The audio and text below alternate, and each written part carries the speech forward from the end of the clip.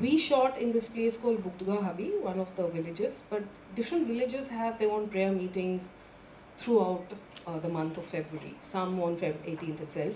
This year many villages didn't have it because many crops failed and they couldn't, because the prayer meeting happens because the local villagers collect money and do this meeting. And so many villages couldn't afford to have the prayer meeting. So this actually happens every year, and it has happened since, well, 1984. And which is why I end the film with it, because my point is actually it's not dead, it's not gone, it's very alive. Still thinking a lot about it, and just staying with the experience, and adding on to everything everyone else has said.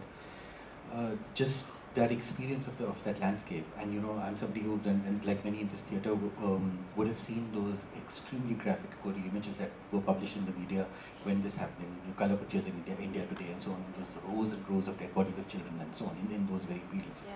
So we are supplying that entire context for ourselves when we watch the film, and that haunting and really horrific sound of that wind rustling in the leaves, and and the wheat fields and everything. So I just wanted to ask you a question. You've made a very, very conscious choice of staying with a sense of, calm is the wrong word, but a sense of resignation, or something like, you said that people have moved on. So you have very deliberately kept any angry voices or reminiscences out, which might have happened while shooting. So it's a decision that you've made, and completely works for me. I wanted to ask you why, or what is the thought behind it? And secondly, the entire prayer meeting at the end. Again, I like the fact that you've chosen not to subtitle it. So just these couple of things that if you'd like to get to. I mean, of course, it's a prayer meeting which is praying for the dead, the mothers, the children, and all of that, and saying Allah save us. But I felt that cinematically I want to pick. I mean, okay, let me put it this way: in the subtitle, even when I know the language, and definitely if I don't know the language, I have a tendency to read it. And I just felt like by this time in the film, when the prayer meeting comes, you probably know what it's about. And I didn't feel like the language in a text form was important. That's why I didn't use it. Coming back to this film being in a certain mode, I mean, I don't see it as a calm film personally. I think that's Mukul simply because, I mean, there is some kind of simmering anger. For instance, I do feel Abdul Khayer ji, you kind of see that more in him, but it's also a couple of things, right? One is, it's how we experience the place, whether that's me or Ahmed or Julius, is you go, you talk to people, because the fact is this happened.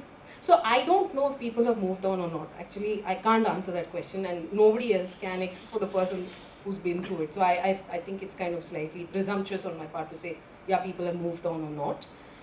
But there's one thing which really struck me, and I'm glad you left it there. Maybe you had a longer discussion, but when you're talking to the survivor of violence who is talking about religion and turning to religion, and the tremendous ironies which are implicit in that moment of, finding in religion and now this is somebody who's dealing with grief, and it's his way, and as somebody who has questions which come from an atheist or rationalist point of view, there's so much to reply in terms of heat and cold and all of that. That's at one level. Obviously, you're not going to do that at that moment, or you might. It might become a discussion which has a certain valence in the film. But this, I find that a very edgy moment, which is interesting. I mean, the film doesn't have to completely continue to deal with it, but because religion being every single religion in various ways being at the root of a lot of the humans killing humans today. And then, here's this man saying, this is how, which of course is how it works for him. Especially at the end of this film, I personally feel we have a very kind of, superficial idea of what justice means. Which again, in the text you see, nobody was ever punished. I mean, and that's important. And I was kind of, through the journey of making this film, looking in the two registers in a way. Here's this man, one is Abdul Khayer ji, who kind of has this belief in, I mean, I think it's an insane belief. You kind of think the courts are going to, after all these years, which is as ridiculous for me. And that's not in the context of Nellie, of everything that you actually see in the present moment. So for me, it was also a challenge, because there is somehow this kind of secular, rational, somehow systems of law in which we have faith in. That's a different kind of faith. And that's as problematic. So one, that's my opinion.